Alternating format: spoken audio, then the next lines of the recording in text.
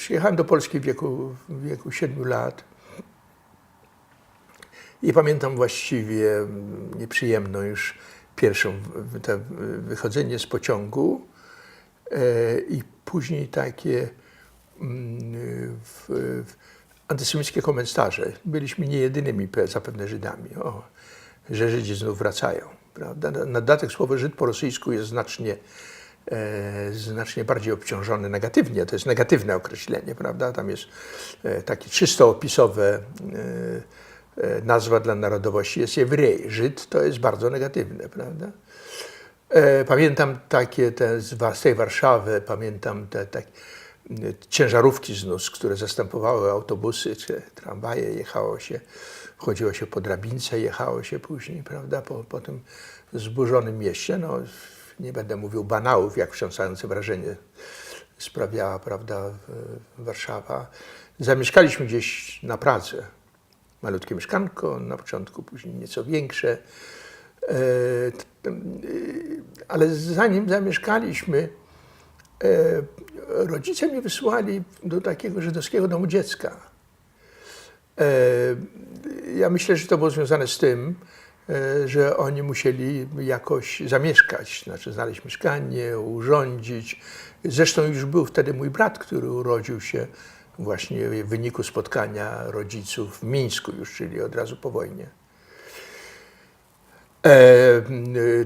Zostali mi to i to było chyba się nie mylę, w domu, który dość istotną rolę odegrał w moim dzieciństwie. To był w Śródborowie, taki żydowski dom, który do dzisiaj istnieje, wypoczynkowy. On przed wojną jeszcze tam, to był żydowski. I tam było, chyba część domu zajmowało właśnie ten dom dziecka. Część to był dom wypoczynkowy już, chyba. W każdym razie później ja wielokrotnie jechałem jako do domu wypoczynkowego. I oba te pobyty odcisnęły na mnie dość silne piętno. To pierwsze w domu dziecka, to ja pamiętam od strony właściwie tylko negatywnej. To znaczy ja pamiętam takie dwie sceny. Tam były dzieci, które uratowani zostali z Holokaustu. Często część z nich była niezupełnie zrównoważona. To były dzieci głęboko okaleczone. Pamiętam jedno dziecko, które rzuciło się pod pociąg, na przykład wtedy, kiedy ja byłem. Tam obok była linia kolejowa, obok tego domu.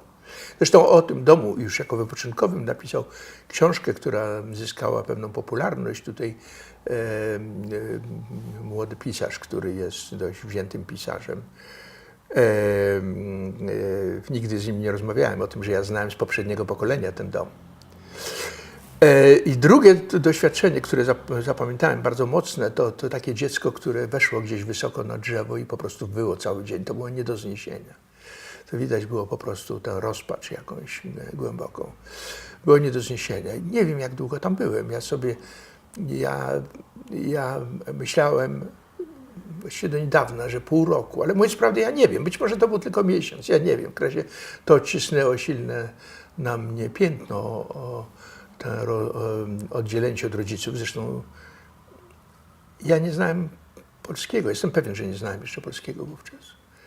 Rosyjski był moim językiem. No, w każdym razie ja nie wykluczam, że tam niektóre inne dzieci to też były takie, które wróciły ze Związku Radzieckiego. Nie wiem.